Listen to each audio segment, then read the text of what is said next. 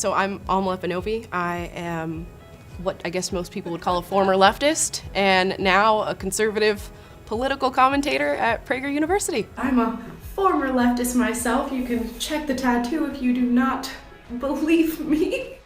My parents were together until I was about 6 years of age, and then my father left, and I was left with my mother's influence. And if anybody knows my mother, she is the biggest leftist you've probably ever met in your entire life. She works for a leftist organization out in Orlando, Florida, and she does fundraising for them. When I was 17 years old, I graduated high school. I started working for the same organization that my mother works at.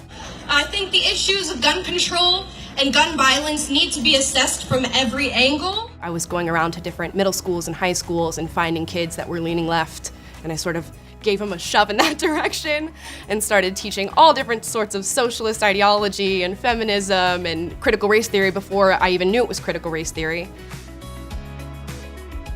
I felt just generally unhappy in my life, and I didn't know why. And then every day I would go into work, and you would hear nothing but hate and hate and hate and hate, specifically from people who claim to be tolerant. A big part of what made me question it was going into work and hearing a lot of hate towards white people. And I'm half black, and I was raised by the white side of my family. So it was a hard thing to go into work every day and hear from all these different people of all different races, many of whom were white, that they hated white people and just crazy, blatantly racist things. So that was my initial call out, and I went to the VP and I said, I don't understand why you feel this way about white people. You have people at this organization who are white working with you. Should I feel that way about the family that's raised me?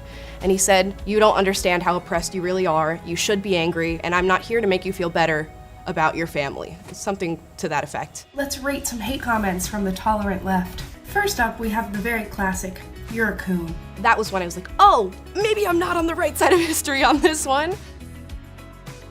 And I found, Larry Elder and Thomas Sowell, people at the Daily Wire. I found PragerU, and that was a light bulb moment for me. I did a full 180 spin. It was a big relief to realize that people were not out to get me.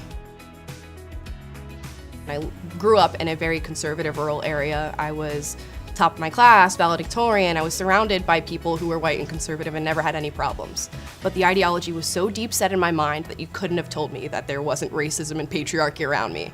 So to realize that the systems and institutions in this country are actually founded to make me successful, that was such a big relief. It was one thing to feel deceived and tricked by the left, but it was another thing to get the relief that sort of comes along with conservatism and being able to know that you are fully accountable for how successful that you are. $5. And it had gotten so bad in my daily life, just hearing ridiculous ideology and false narratives that I no longer believed in, that I felt the need to say something. So I hopped online and started making videos. In the fall of last year, I'd gotten so angry about all the things that I was seeing in the news, specifically on social media, and I realized that so many young people were getting indoctrinated just by going on the internet and seeing what all these big tech overlords had put out, and I realized that I was doing the same thing when I worked for the left. I was going around to these young people, I was forcing them into the ideology that I didn't even have the backing to support, and now that I felt fully grounded in my beliefs as a conservative, I felt I needed to sort of make up for what I had done on the left, and I started getting on TikTok because I realized that that app was the most atrocious piece of social media ever created. So if there could be one person on that was leaning right, I would go for it and do it. I started on TikTok, and it was just a fun thing that I did in my free time. I made a few funny little conservative videos here and there, and then all of a sudden one just blew up and stormed the whole platform. Now I think I'm at over 500,000 followers on that platform.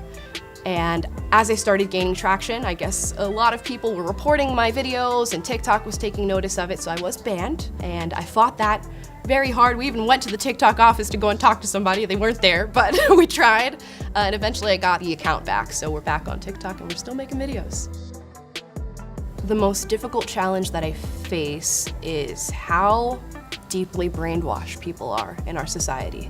And I've met a ton of people where it doesn't matter how many facts you put in front of their face, how many real-life examples you show them of people who have been successful and subscribe to conservative ideology, and showing people that this country is really great and that this country wants to be great for you. And it doesn't matter how much you tell somebody that. Sometimes they are just so deeply, deeply tricked that nothing ever breaks that barrier. I would say I'm a short-term pessimist, long-term optimist. I think things are getting worse. I don't particularly think that we're winning on our side here, but every time that I get a comment that says, I never looked at it like that, or you said something that I didn't know about, or I had never heard that news story and you gave me a new perspective on that, then I'm saying, okay, we're winning the culture war a little bit and we're making a little bit of progress. You are nobody's victim. And the people who are going to sit you down and try to convince you that you are the true people that are against you. They are not fighting for your progress. They are not fighting for you to be successful. They are not fighting for you to go anywhere in life but to fall into this pit of nothingness where you are angry at the world. Be a thinker and truly look for truth rather than emotion. That's what I would say.